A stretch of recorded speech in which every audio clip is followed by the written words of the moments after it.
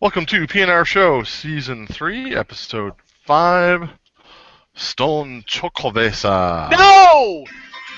No! I told you how to pronounce it. No! No. Get through this.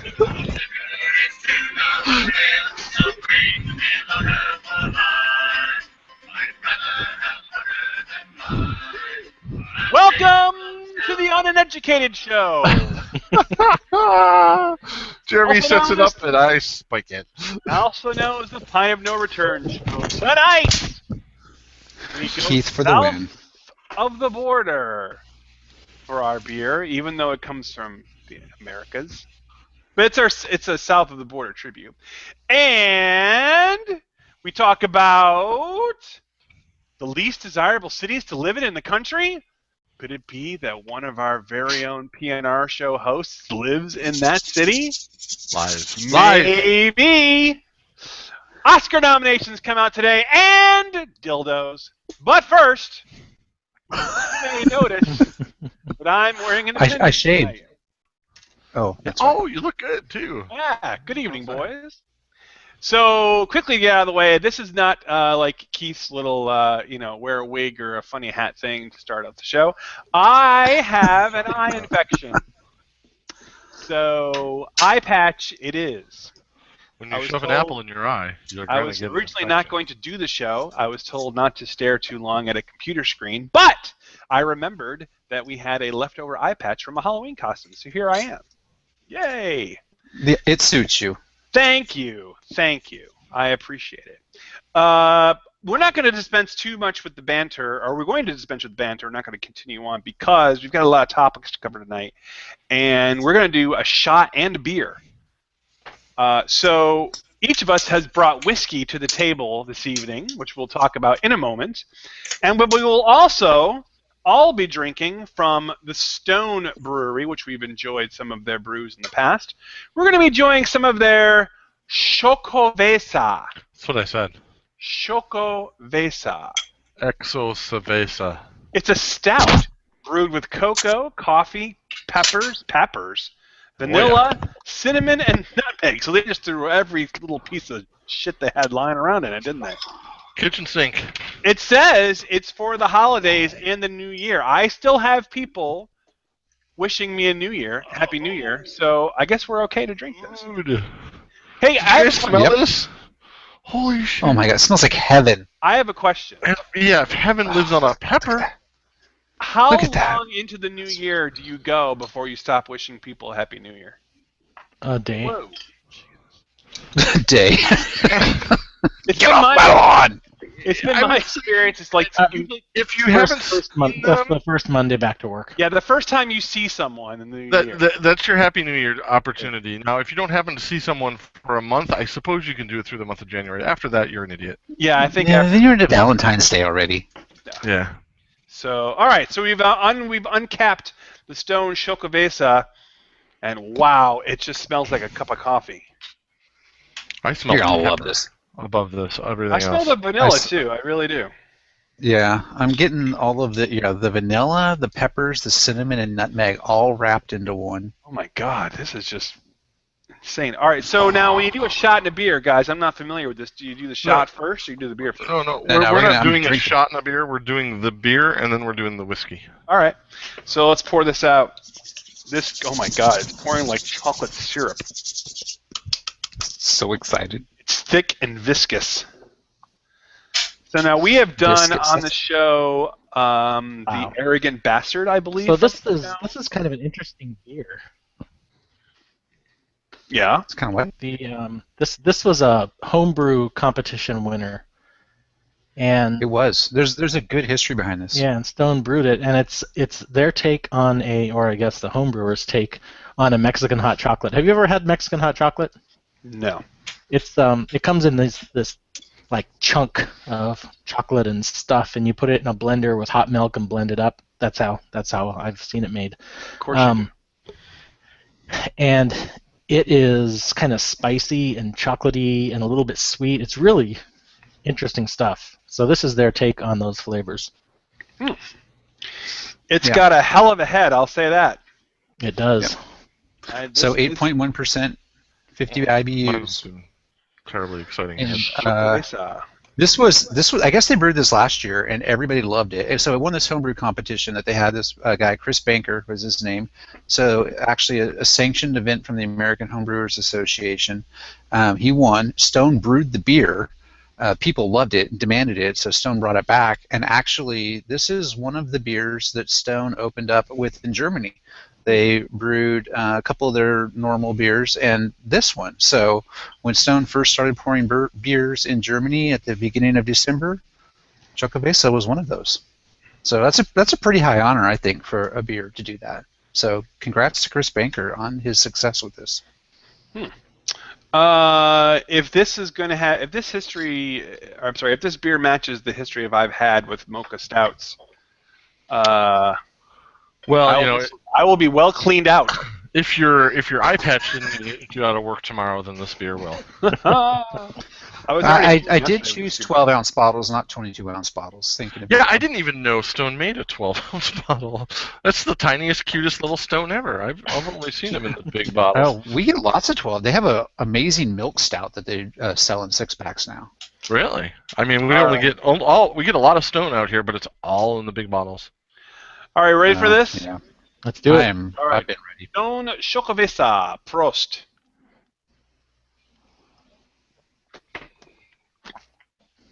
Oh, God. Oh. I want to heat this up. Oh.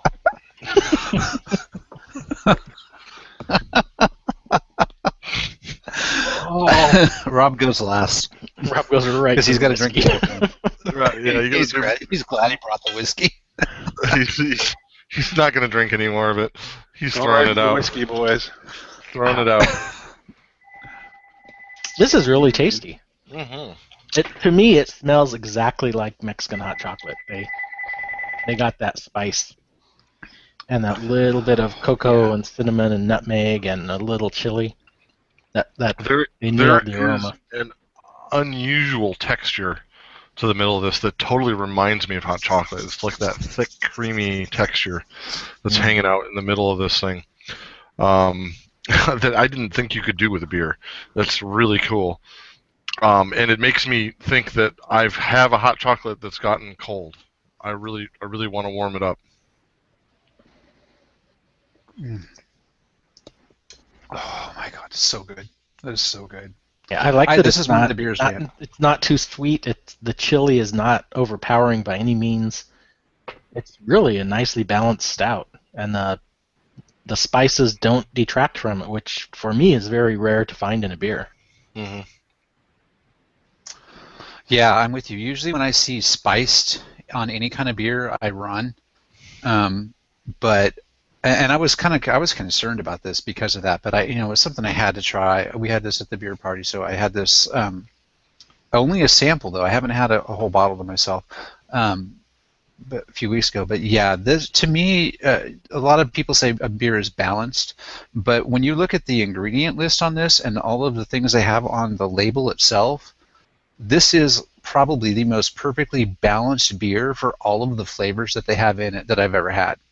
I mean, they really nailed the right proportions of everything to make just an amazing tasting stout.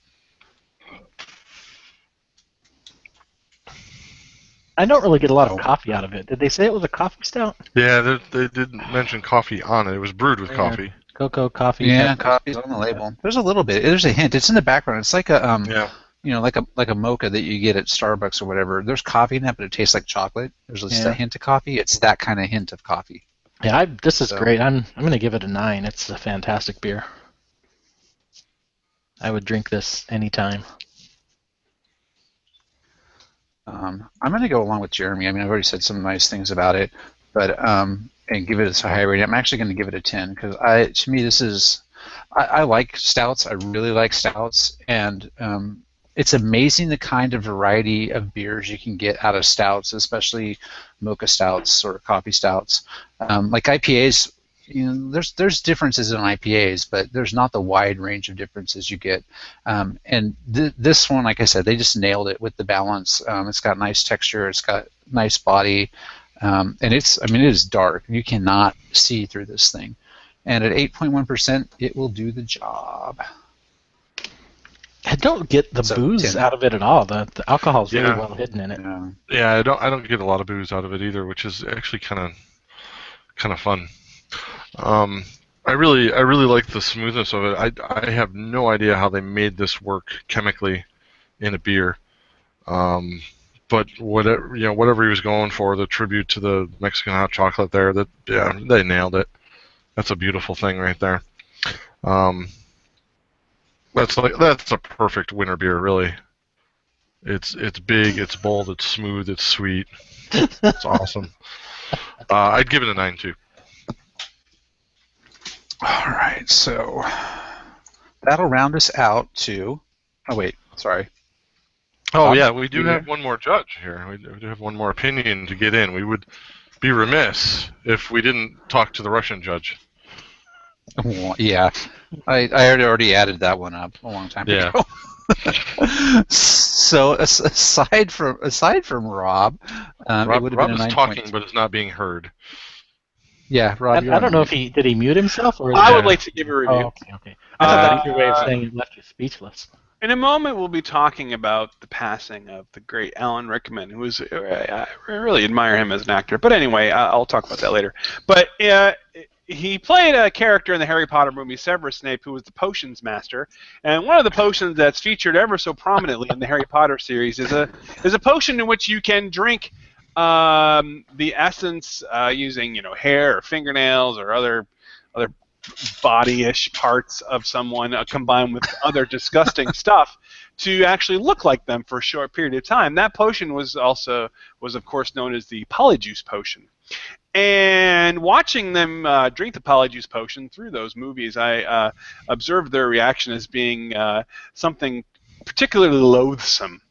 As if they were drinking some kind of animal, of a byproduct or something of that nature.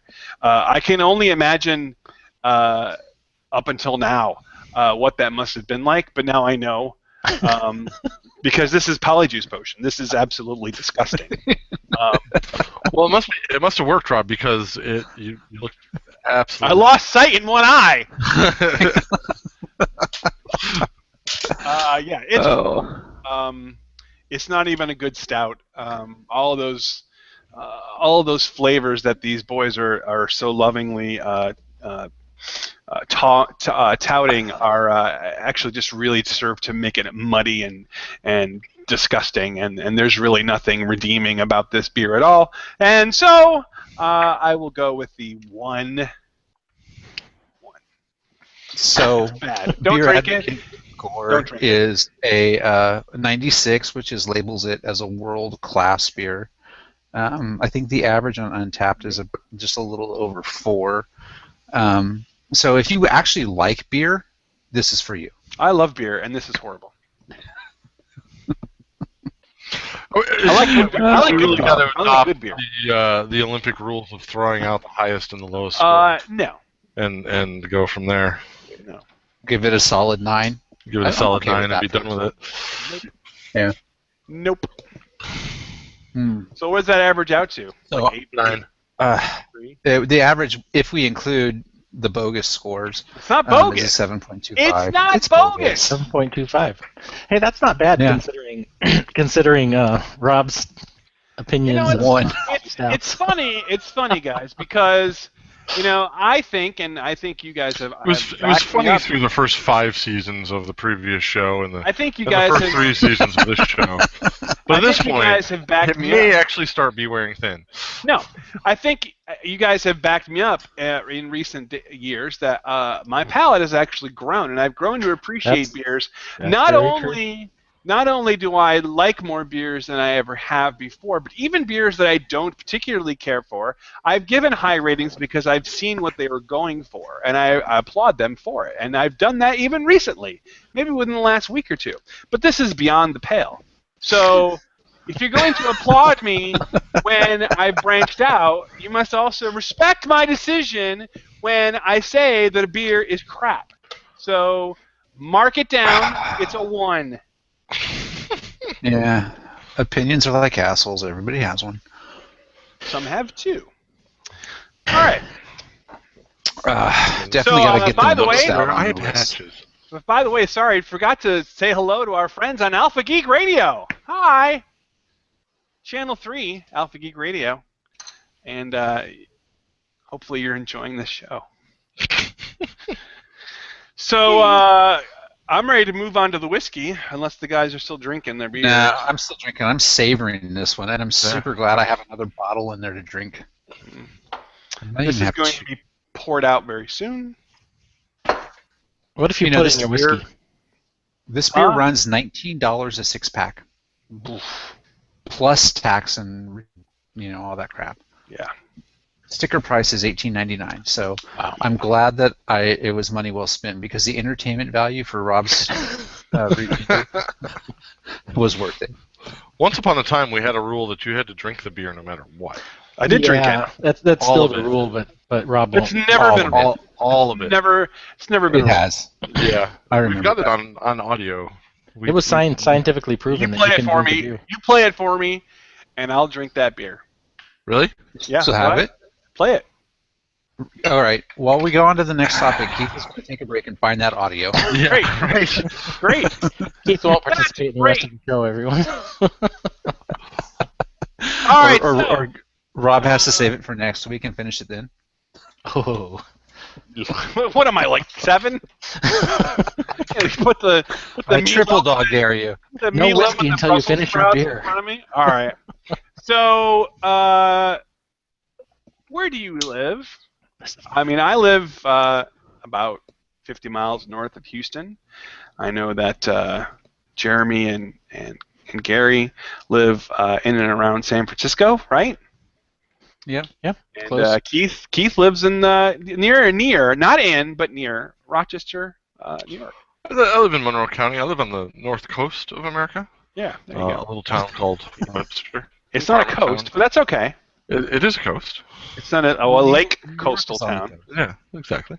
Okay. Yeah. So This is the north coast of America. A survey has come out, or a study, called a proprietary livability score study that was published to determine the 10 cities that are worst to live in America. They are based on a number of factors: economics, crime, real estate, employment, things of that nature. So I give to you, and we will discuss the top 10 worst cities to live in America. And feel free to chime in as to whether you agree or disagree with this city being on the list. We'll do it like David Letterman style. Number 10, Philadelphia, Pennsylvania. Never been there. I have been through Philadelphia. We stopped by where the Liberty Bell is, Mm-hmm. and on our way between Washington, D.C. and New York. And I could not get back into the car fast enough. I felt like it was the most disgraceful place to, and the way it was taken care of and not the presentation, but it was just so dirty and crowded and so unkept that for such a huge piece of American history, I mean, literally the founding of our country, I was just embarrassed and had to get out of there. So I completely agree. Yeah, I mean, I visited Philadelphia, and then granted, this is probably 15, 20 years ago that I visited, and we went straight downtown to where all the historical stuff is, which was amazing. I mean, Independence Hall and where the Liberty Bell is and all that kind of thing. In fact, I was one of the last people, the last citizens of the public to be able to touch the Liberty Bell. Wow. 2 weeks after I visited, they decided to put it under glass and no longer allow people to touch it. And then you touched your eye. Yeah. And I mean, I don't know if they decided that it was my fault and did it. I think it had something to do with the crack in the belt was getting worse. So. Yeah. Anyway, so Philadelphia the crime rate is 89% higher than the state's average, and its violent crime rate is 227% higher. Perfect. So, good times in Philly. Yeah, and I visited only 3 years ago, not even 3 years ago, so my visit was much more recent. But that's only number 10. There's 9 more cities I know. worse to live in. Number 9 on the list is St. Paul, Minnesota. Okay. You should I've been to probably St. group that in with number 8 since they're, you know. Yeah, I thought Isn't that the was hometown kind of Prince? Number 8 is Minneapolis. So yeah, we'll do 8, 9, Minneapolis, St. Paul, and their biggest drawback, according to the study, is their economic outlook. And the temperature, it's freaking cold. Yeah. And weather extremes. Poverty is twice as high as the average for the state, and weather extremes don't make it any easier. I've never been to Minneapolis or St. Paul. Oh, I went to Minneapolis, so by default I went to St. Paul. I didn't think it was that bad. I actually, I was there for work. I was there for a few days, and I was okay. It wasn't bad. I had no negative feelings. It was damn cold, but I expected that. Right. I went and saw the Who in Minneapolis while I was there, which was kind of sad because there's hardly anyone at the concert. But I had no negative thoughts about the city. I'm not sure I would put it on this list based on my limited experience. That's a tough one. I mean, I guess it's the economic outlook, but I don't know. All right, number 7, Cleveland, Ohio, city by the lake. That's interesting because Cleveland has undergone a major renaissance in the last 5 and 10 years, completely redeveloping their waterfront and attracting new businesses down there and nightlife and all kinds of stuff. So I now question the veracity of this thing. Well, I have a feeling it's perhaps 20 years old. They did say that Cleveland improved its rating over last year, moving from 3rd to 7th place, so it is doing better. Good job, Cleveland. And if you look at the score, Cleveland has a 72, Minneapolis has a 72, St. Paul has a 72. So tied. So they're all basically tied. I've been to Cleveland. I flew in and out of there for work a few years back and went to was it Great Lakes Brewing?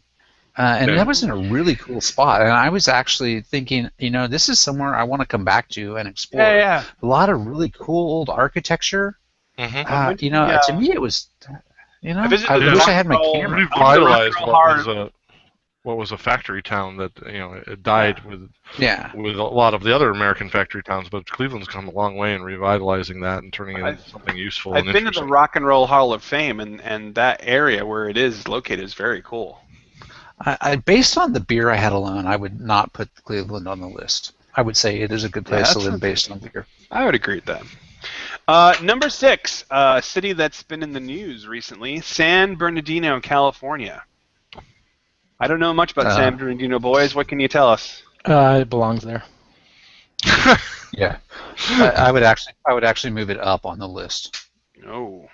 There are some cities in California in that general area that are just awful.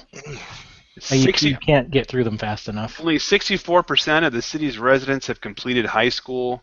Poverty's at 30%. Unemployment near 10%. Those are all generous numbers. Oof. So we say that one belongs.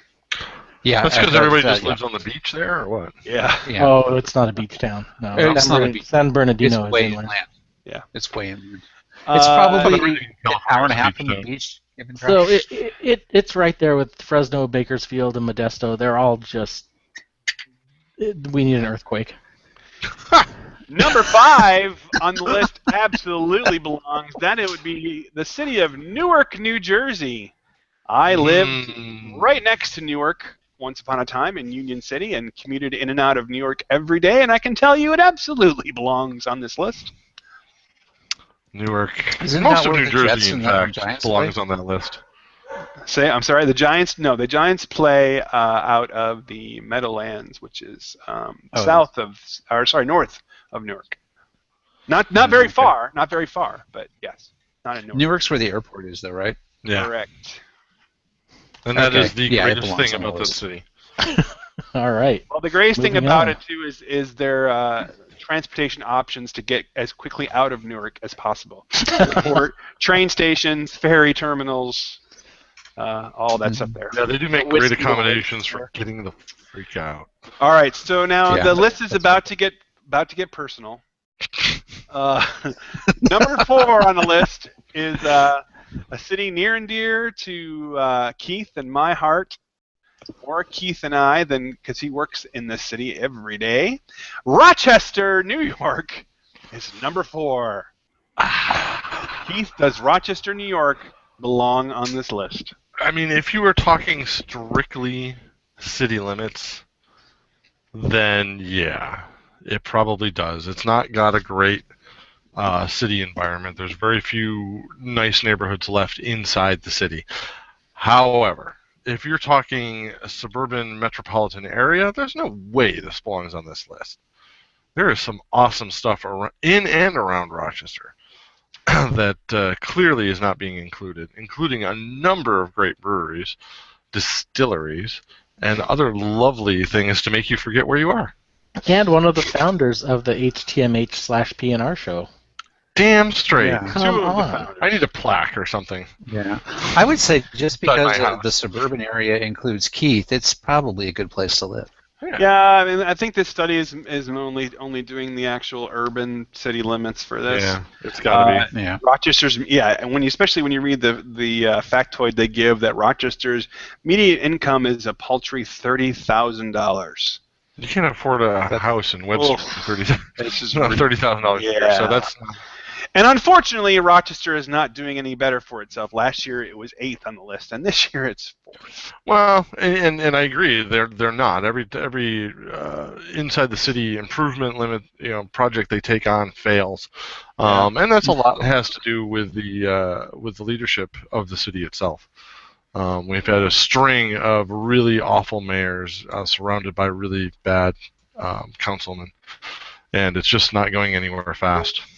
Sorry, Mayor Lovely Warren, even though you have a lovely name, you're a terrible mayor. Yeah, upstate New York in general, it's been hit hard since the recession. It's just been tough to keep jobs there. And number 3 on the list, in fact, is Rochester's sister city in Buffalo. They're actually tied, but...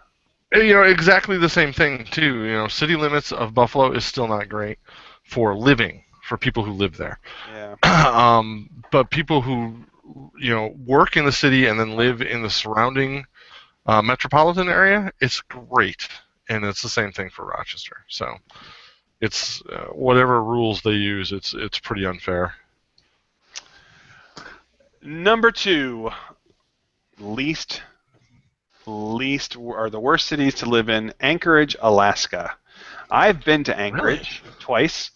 And it's a pretty little city, and it's kind of fun. There's lots of stuff going on in Anchorage, but apparently, once the tourist season winds down in August and going into September, and the cold sets in, it becomes a truly dismal place. Short days, got to be most freezing of nights. Alaska. Yeah. It's probably the only city in Alaska that would qualify for the list, but Now, I gotta question this because the short days and freezing nights may explain the city's reputation for a cranky and rude populace. I will tell you that when I've visited Alaska, and I've visited twice in the last 5 years, everyone really seemed to be very friendly in Alaska. I got especially if that they knew impression you were a tourist, they always thanked you for coming and appreciated your business and were really just thankful that you were there. they're thankful to see another person. Yeah. And they have a good brewery there. Don't they have that? Oh, yeah. Yeah, they have one. Alaska, Again, based on beer, Alaskan it beer. shouldn't be on the list. Alaskan Amber is one of my all-time favorite beers. Delicious. So unfortunately, that was number 2, and number 1 should not be a surprise to anyone. Detroit, Michigan. Old Detroit. I actually want to know how long Detroit's been on the top of the list, because I would imagine it's been for a while. Yeah, I think they hold the crown. They just too much of that area was too dependent on manufacturing, and when manufacturing left, everybody stayed. nobody left with it, and they're Yeah. all still going to work in empty buildings. And But Keith, like Rochester, I think Detroit has had a long history of just failed and horrible governments. Yeah. Well, I think actually, like Buffalo would probably be a pretty good analogy. The steel industry, when that left the country, really, that took the wind out of Buffalo. It took the manufacturing out of Detroit too. There are huge areas of property where there are buildings and houses that are underused and are completely vacant, and we're talking like hundreds and hundreds of square miles of just unlivable and uninhabited places that some people are considering just bulldozing everything and turning it into farmland. Give Detroit 10 years, and I think you're going to see a whole different place. They said that 10 years ago. They did. Yes, they did. I can tell you that 10 years. The problem is there's a lot of new manufacturing there now. I know they are trying to sink some stuff in there, but the problem is the government's so unstable that a lot of the businesses don't. And it was so dependent on the automobile industry, and now there are so many other places, not only outside the country, but even in the country, like Tennessee or Kentucky, or huge auto plants are there that were once in Detroit that no longer are. It's just too tough to. It's rough. Man, this is good beer. Yeah. It's really good. You guys ready for some whiskey yet, or no? I am. Almost. I'm almost there. Almost. All right. Well, while the guys finish up their beers, let me just give a quick little. Why am I frozen?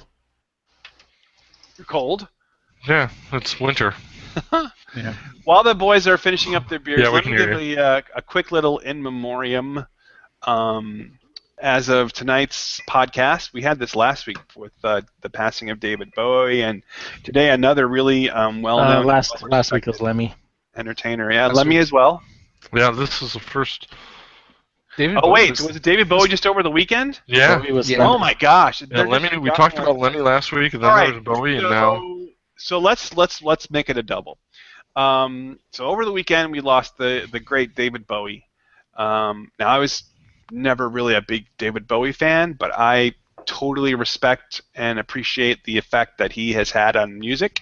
He transformed pop music in the 70s and 80s and gave rise to the alternate persona in rock. Just a great rock star. Guys, are any of you actually David Bowie fans? Oh, yeah. Absolutely. Definitely. Yeah. David Bowie is one of the first people that I feel that is part of the musical fabric of my life that has died. I mean, there's been some great artists that have died, but Bowie. When I think of watching MTV in the '80s, I think of Bowie, and that's true. And the thing about Bowie that a lot of people don't understand unless you really get into like his biographies and stuff is he worked with so many other bands and so many other people behind the scenes. He sang backup for people on albums that didn't get credit for or was just mentioned in liner notes. Wrote songs for other bands because he thought they would be good with their sound. I mean, he is just influence, just a physical influence on all the music around him at the time. I mean, he spent a weekend with Queen in the studio, just originally going to walk in and do some backup vocals, and they came out with Under Pressure. Oh, one of my favorite Queen songs of all time. It's an amazing song. And they I don't know if you know the story behind it. They purposely each wrote half of the lyrics and didn't tell the other one the half. So I did not know that. Forth, not knowing what each other's part was going to be. Wow. That's awesome. It is crazy. It's a great song. Yeah. And like I said, I wasn't a big fan of David Bowie's, but I mean, he absolutely was a giant in the industry. And everyone seemed to love him. So very sad news. And then just today, this morning, we heard of the passing of Alan Rickman. Alan Rickman, if you don't know the name right off the bat, you've seen him undoubtedly in many, many films. Yeah. Most notably, there's a few notable ones, but probably the two most well-known are Hans Gruber in the original Die Hard, which was his very first film role, believe it or not. Wow. And Nailed it. And he actually, I think, was rated 45th all-time on the list of movie villains by the American Film Industry. I would rate that higher. Just an incredible performance. And then, of course, the other one that he's most well known for is Professor Snape in the Harry Potter films. Both a hero and a villain role. Yeah, J.K. Rowling, when she wrote the Harry Potter films, wrote and eventually when the opportunity came along to do a film, and she knew that it was going to be made into a film, she wrote the character of Snape based on Alan Rickman. He was her original choice to play the role, and can't think of anybody else who would have done a better job. He truly nailed that role. Just He was so good in this movie. Yeah. Also, Professor Lazarus in Galaxy Quest is hysterical. He's very funny in that movie. By Crabthar's Hammer. Galaxy Quest is a very underrated film. It is. Very hysterical movie. Yeah. And I would like to say I have seen that movie. Hey! Yeah! Show, Jeremy. Wait, Jeremy, are you sure that's a color movie? That's a talkie. And there are, a lot of other films like Sheriff of Nottingham and Robin Hood and Love Actually. No, that's right. Just tons Sense and tons Sensibility. Sense and Sensibility, yeah, absolutely. So he not only played a great villain, but he was just a great actor. And he's one of those folks that you hear the tributes pouring in today that basically everyone who ever worked with him cannot say enough nice things about him. Yeah, Daniel Radcliffe had a really nice that was a great quote from him. That was nice. Daniel Radcliffe said, unbeknownst to him, that whenever Alan Rickman heard that he was performing in New York or in London's West End, he would go and see him perform. Yeah.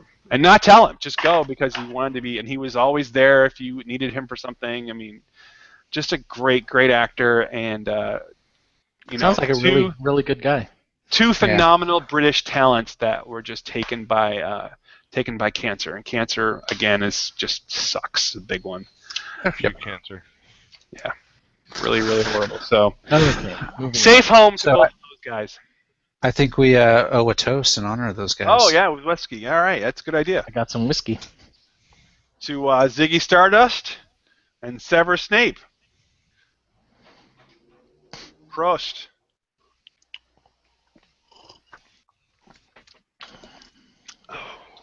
Oh my God.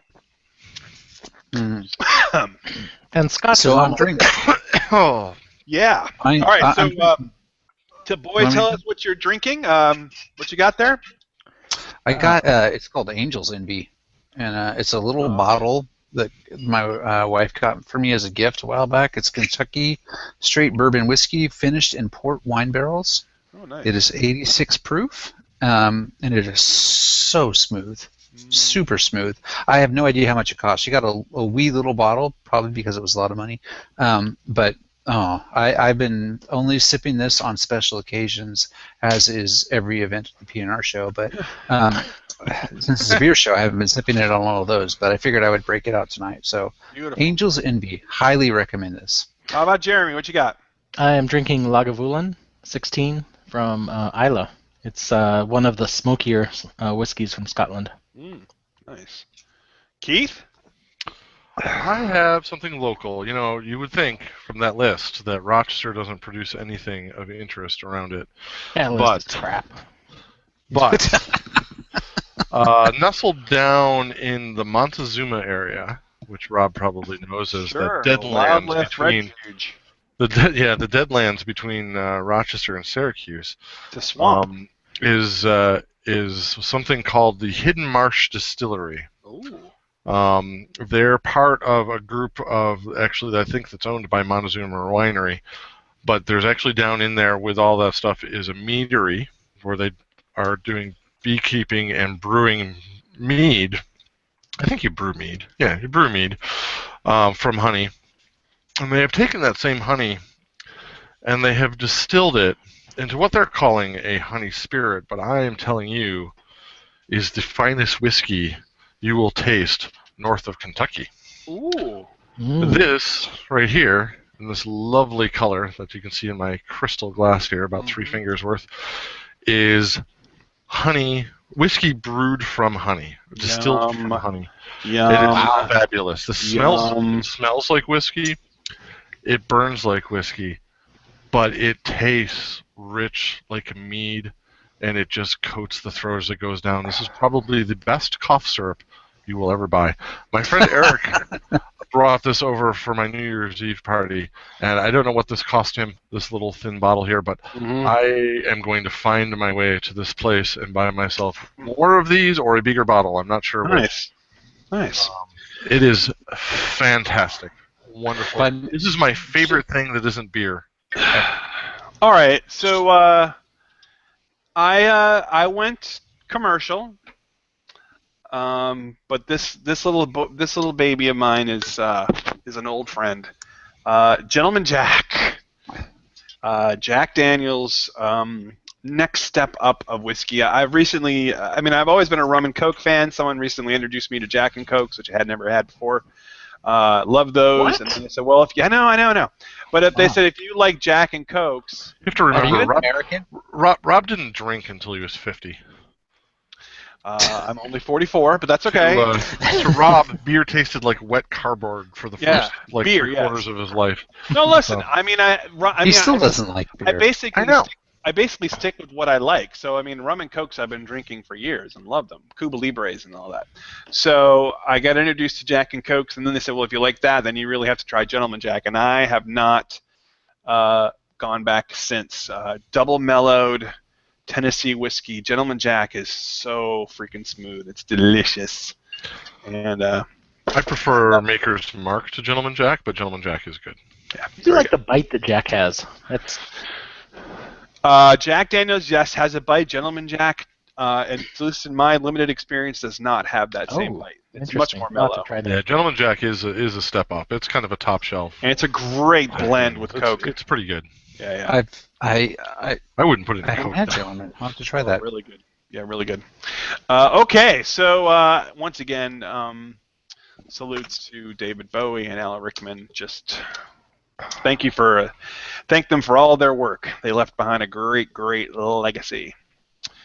All right, so finally, our half pint segment for the evening. These are things that have caught our eye: music, apps, games, TV shows, whatnot. Something that we have discovered that we'd like for you to give a try. And we're going to take Jeremy, and Jeremy is going to keep on with our salute to David Bowie, and he's got the new David Bowie album.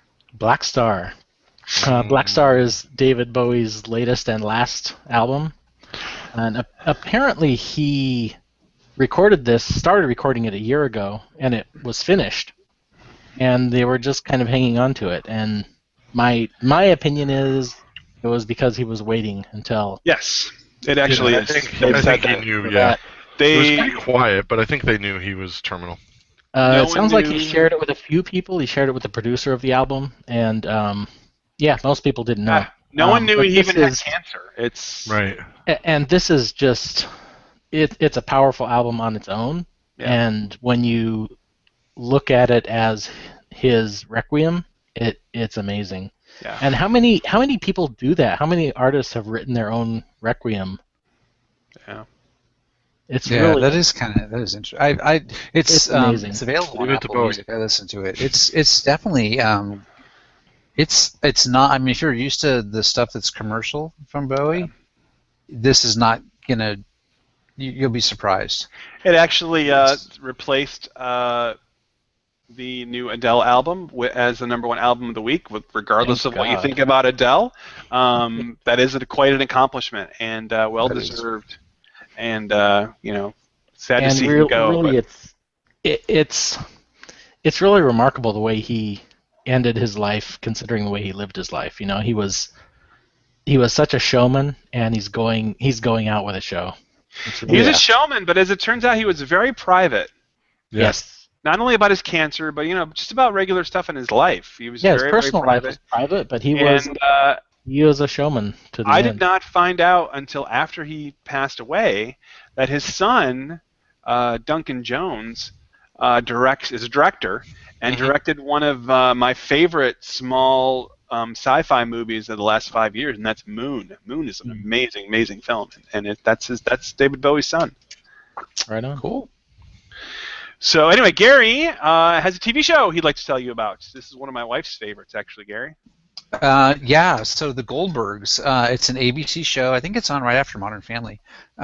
We did not start watching the show right away, but it's on Hulu, and we subscribe to Hulu Plus. And over the holidays, we watched so much Goldbergs. It was perpetually on my television. My kids just ate it up, and it is just freaking hilarious. I'm told if you're a child of the 80s, yeah, if you grew up in the 80s, this show is just so perfect. They're so spot on with so many of the 80s things that would have been memes, today, but it's like, man, they have a show that, it has a whole Ferris Bueller thing. They have a thing about Milli Vanilli.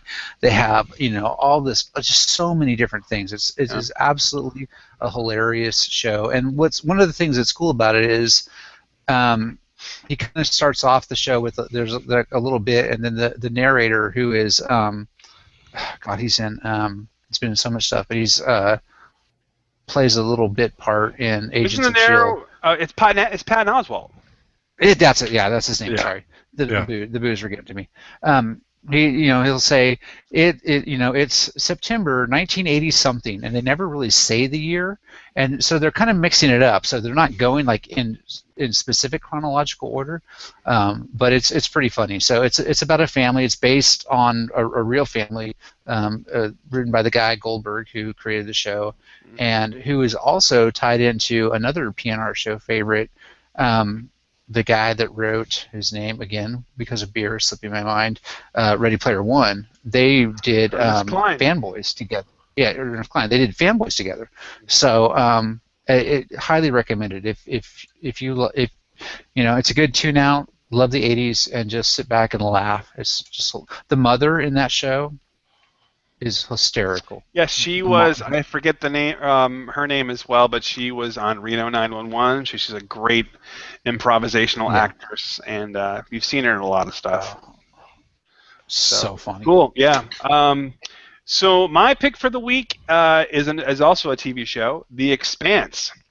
The Sci-Fi Network. I've heard they are killing it with this. The SY in a good way. Yeah. Yeah, the SYFY network. Killing is good on the PNR show. Yeah, has not put out very many good series ever. Battlestar Galactica being one of the lone outsiders, maybe Warehouse 13, one or two others, but mostly they've been just crap. But The Expanse is a little bit different, and it's I gotta say I'm 2 episodes in, and I'm fairly hooked. It's based on a series of novels in a dystopian future where you have a civilization still living on Earth that is governed by the United Nations, and then a more militaristic culture living on Mars. And there's a high degree of hostility between both of those two cultures, not unlike the Cold War. And then in the middle, you have the dwarf planet, or the large asteroid Ceres. And on Ceres are a bunch of basically the lower class citizens of civilization, and they're mining, and they're shipping goods back and forth to both cultures, and they're kind of caught in the middle a lot. And what happens is there is some different things happening simultaneously, but there's an investigation happening on Ceres, and the lead actor there is Thomas Jane, who you know as the Punisher, and he's investigating the disappearance of a woman. Meanwhile, there's a crash in orbit and around Ceres, and then on Earth there is a terrorist wreaking havoc, and somehow all 3 events are intertwined into something bigger. I don't know what it is yet, but I am intrigued. It's a very, very good show, and I'm looking forward to seeing how it is. So The Expanse.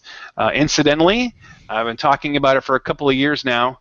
My wife and I are pretty much ready within the next month or 2 to do the cord cutting thing. So I'm just waiting for football season to be over. Yeah, we're lining up all of our shows. Can you get that at show if you don't have a subscription? Can you get what? Sci-fi? iTunes. It's on iTunes. Buy iTunes season pass. Yeah. So we're doing the Hulu thing, Netflix. We're gonna get Roku's. We're gonna get a digital antenna for the local channels, and then any shows that we really like that aren't available, like he said, we'll just buy them on iTunes. I would really highly recommend picking up Hulu Plus. I think for the price that you pay, because it's got ABC, NBC, and Fox. Is that what the ones that are on there? And we're going to get Amazon Prime too. Yeah, that's a good one. We did the calculations and we figured out even if we got all of those and a digital antenna and Roku's for all the TVs, we still would save almost $1,200 a year. Yeah. So holy crap! Yeah. So we are we're getting ready to put that in motion. It's a lot of beer. Yeah. Do you have has your internet options gotten better down there, Rob? We're going to increase our internet to the highest tier. Yeah. We're going to go to the 150 megabytes per second, just gigantic plan, and even with that, we'll still be saving about $1,000 a year. Nice. Wow. Nice. Congratulations. Good luck. Yeah. I've been doing it, but all my tech that I've been doing it with is way old now, so I'm be curious what you guys end up with. There's a sense, between the two of us. They're like, oh my gosh, what are we going to be giving up? And what shows do we watch? We won't be able to watch anymore. And the more and more people I talk to, and I've talked to Keith about this for years. Yeah, I've been doing it for like 7 years now. And the more and more people I've been talking to that have done it or that have just recently started it, they've said, once you get into it and you figure out the shows that you like to watch, you really don't miss it. Yeah. You could talk to me. Yeah. So anyway, but you don't watch anything. Yeah. It's great that you're a cord cutter, but you don't know what a cord is. Yeah, you've been cord cut, literally all cords cut for 30 years. So, all right, Keith, what is your pick for the week? Well, I have to pick this now because we teased it in the beginning, but my pick this week is dildos? Dildos and 55 gallons of lube. It's just an amazing thing that happened this week. As it was the guy for Cards Against Humanity shipped out a 55-gallon drum of lube after someone else shipped out a shipment of dildos to the Oregon militia, and I think that's just an amazing thing. No matter what side of the argument you stand on, that's an amazing thing. I wish I was in the position. We should say I was in a position to be able to drop $1,200 on a political statement. Right. We should say up front that the Oregon militia protesting our property rights in the state of Oregon, federal, assumption of the lands and stuff like that. So they're basically occupying it, armed to the teeth, and have been, doing a lot of not so cool things. They have supporters on both sides, and the Cards Against Humanity guy decided to start sending them lube and dildos, and literally thousands of people are sending in dildos. They are basically, for lack of a better term, swimming in dildos. I think that is a beautiful way for the American people to also protest. Yeah. Something else that's going on. I do. And that's the kind of thing that makes me just proud to be an American, right there. Freedom of speech, man. It's an awesome thing. They should be sending. Right. They should be sending both ways, regularly. People. Both ways. They should be sending those regularly to what's the name of that stupid church that protests soldiers? Oh yeah, Westboro. Westboro. They should be sending those constantly to Westboro. Mm. Oh, that's a good idea. We're gonna have to start that campaign. But anytime you can protest with a sense of humor, I think that's a good thing. Yeah, absolutely. Yeah, sense of humor is a great thing. Humor goes a long way. All right, boys. So yes, my pick this week is dildos. Dildos. I just want that clear. Yeah. I actually thought that was your pick every week, but that's not everything. That's what we put in the show notes because Keith doesn't fill them out. No, he doesn't. So we have 5 minutes, so Keith can talk about his other pick too. You have another pick? I had another pick. He had 2 picks. He had dildos and he had 55 gallons of lube. Yeah. He had 2. That was 55-gallon drums of lube, which I didn't even know you could buy lube in 55-gallon drums. I mean, seriously. Who does that? Hey, holy cow! Kink. You know what we could do? We could give out the Oscar nominations really quick. Yeah, well, yeah, we did. Just talk about what they are. All right, so Oscar nominations were put out today. For film, we have The Revenant, Mad Max: Fury Road, The Martian, Spotlight, Bridge of Spies, Carol, The Big Short. I want to throw a question out here, and this will probably interrupt And The Force Awakens. No, that's the number of But nominations. how many people thought Mad Max Fury Road was going to make an Oscar nomination when it came out? I really hoped that it would. It's such a phenomenal movie. I thought it would get nominated for stuff, but I did not think Best Picture. That's I didn't either, but I'm happily. I thought it was a great pick too. I mean, as an action film, it was phenomenal. It will not think it win. would make Best Picture? No, it won't win. But just the fact that it got nominated is just an amazing feat. So also, The Martian was nominated, and Room. So We're going to save our picks until we've seen some more of these films. But go ahead. I've seen 4 of those to date, and I will see The Revenant before we do our picks. So I will have seen 5 of the Best Movie nominations. All right, so leading actor, Bryan Cranston in Trumbo, Matt Damon in The Martian, which, by the way, I thought was the most ridiculous thing ever, that The Martian was nominated for a Golden Globe in the category of comedy and musical. Yeah, the Golden Globe category. Ridiculous. Leonardo DiCaprio in The Revenant, who won Best Actor for the Golden Globes. Michael Fassbender in Steve Jobs, and Eddie Redmayne in The Danish Girl. Jeez, I'm gonna have to go see some of these, aren't I? No, really. Why break the chain? Why break the string? The Martian. Let me give you a list of Oscar picks from 10 years ago. You can go see those. The Martian was a great film. Really, you really should rent good. The Martian. Yeah, Martian was really good. Actress in the leading role: Cate Blanchett, Carol; Brie Larson, Room; Jennifer Lawrence. Boy, she's just nominated every year now. Enjoy. Actually, my wife saw that and he said it was really good. Charlotte Rampling. I heard she was the only good thing about that, though. Yeah, no, she was good. Not the movie, but her. Yeah, she was great in that role, and that was it. And Saoirse Ronan in Brooklyn. Wife saw that one too. And we'll just do 3 more. We won't get on to all the other ones, but we'll do Best Director: Lenny Abramson for Room, Alejandro Inarritu for The Revenant. George Miller got a nomination for Mad Max: Fury Road. That is awesome. I think that's an actual contender for a win. I don't think the film will get best Picture, but I think he might actually squeak out the Best Director. If I had to choose now, I think Inarritu will win for The Revenant. Probably. Yeah. Tom McCarthy for Spotlight, and Adam McKay. Adam McKay, who, if you don't know, he's the guy who directed Anchorman and works with Will Ferrell all the time. He got nominated for an Oscar for The Big Short. Good for him. That's pretty cool. All right, supporting actor, real quick. Christian Bale, Big Short. Tom Hardy in The Revenant. Mark Ruffalo, Spotlight. Mark Rylance in Bridge of Spies. And the Golden Globe winner for supporting actor, Sylvester Stallone, for Creed. I have to admit, I'm a huge Rocky fan, and I have not seen Creed, and I've heard it's just amazing. I have heard good things. I haven't seen it. Yeah, again, same thing here.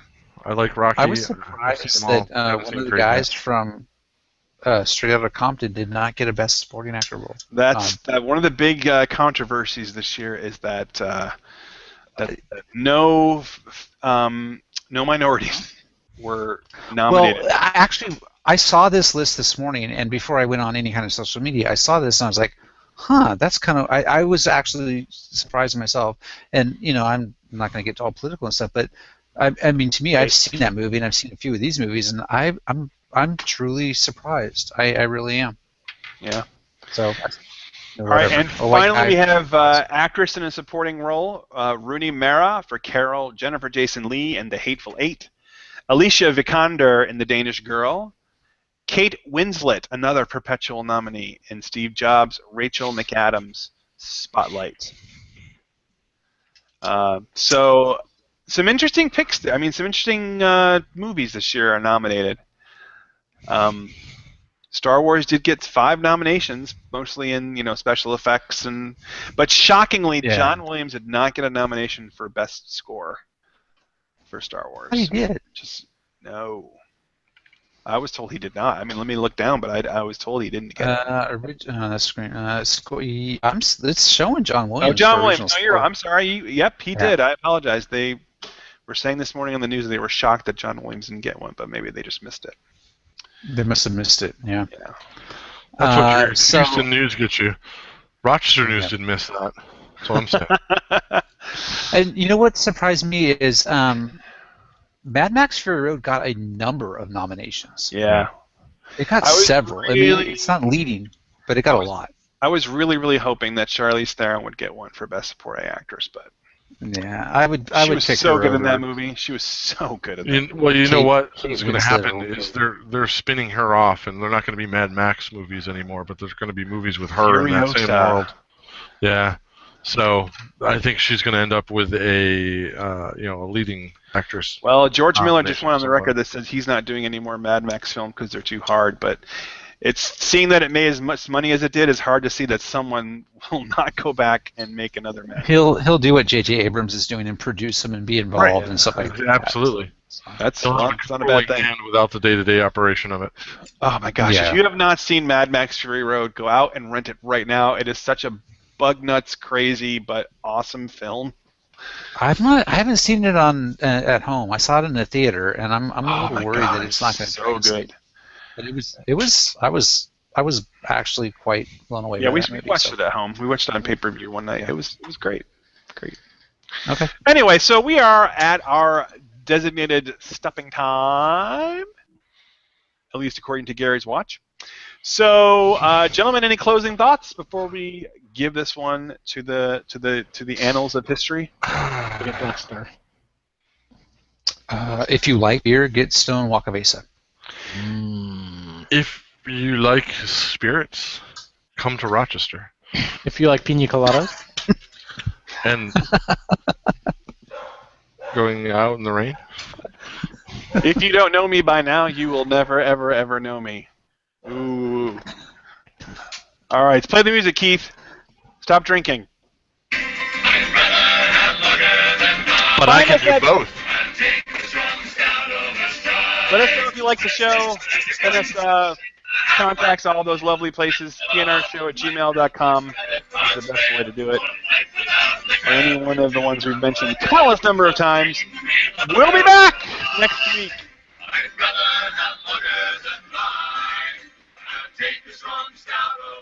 If you like beer, do not drink XOCOVESA. Just don't. Don't do it.